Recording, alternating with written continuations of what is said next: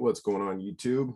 This is Elston with Lifestyle Evolved, and we've had an interesting weekend with United States legislation. And so I wanted to just go through a couple news articles that are going to give us an update on what's going on. And so let's start with this one first. This one says senators reach compromise on crypto tax provision in infrastructure bill. So this was published about 4 hours ago. It says the infrastructure bill's crypto's tax provision helped hold up the overall bill last week. It says U.S. Senators Cynthia Loomis and Pat Toomey announced a compromise involving Democrats, Republicans, and the Treasury Department over a contentious tax provision in the Senate's infrastructure bill on Monday that would exempt crypto transaction validators from a broadened definition of broker. The next full text of the compromise was not immediately available, but Toomey said it would specify who has tax reporting obligations within the digital assets sector. Software developers, node operators, and validators would not be required to carry or report transaction information, but brokers would be. And that makes sense. I mean, brokers are trading, and the developers and the node operators and the validators, they're more infrastructure. And so a broker, I mean, they're all going to see profits, but brokers are going to see, profits on volatility and price swings, etc. And you should pay your taxes. We are not proposing anything sweeping or anything radical. The compromise makes clear that broker means only those persons that conduct transactions where consumers buy, sell, and trade digital assets, Toomey said in the press conference Monday.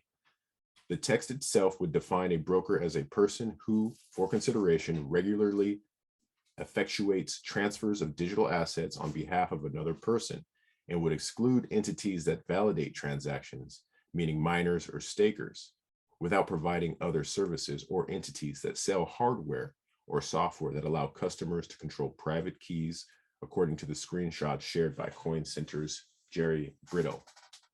Treasury Secretary Janet Yellen seemed to express support for the compromise in a statement on Monday.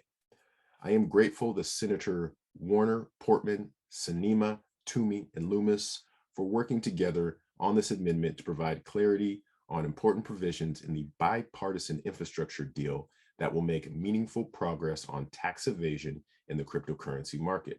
I am also thankful for Chair Wyden for his leadership and engagement on these important issues, she said. However, the compromise comes after the Senate conducted a number of procedural votes late Sunday to advance the bill's original text.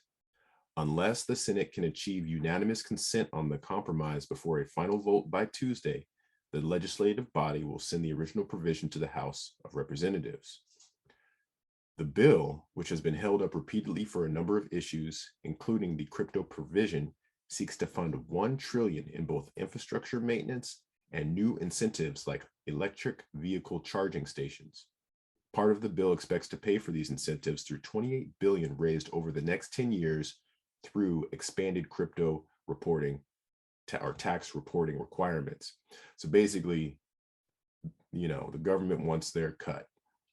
However, the crypto industry pushed back against the wording of this provision amid concerns that the revised definition of a broker would capture miners and other types of validators, hardware manufacturers, software developers, and other network participants that don't have customers or otherwise any ability to comply with the information reporting rules. So it sounds like they're starting to understand the ecosystem a little bit better. And I think a lot of these politicians are letting, the grand whole of the politicians know that if they don't make some changes within this bill, you're going to see a lot of innovation leave the U.S. borders, because crypto is worldwide, and it's not going to stop just because the United States says they don't like the way things are going, unfortunately.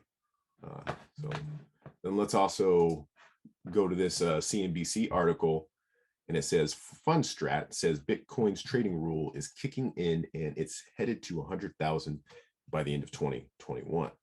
So I've heard this before. Let's see what it says. Bitcoin's price broke 46,000 on Monday, its highest level since the middle of May. But Fundstrat's global advisors believes that digital coin could rise to 100,000 by the end of the year. Where's the rest of the article? Is that it? Where's the article, man? Let's see. Oh, they want you to sign in. We're not doing that. That's all the news for the day. Have a great day.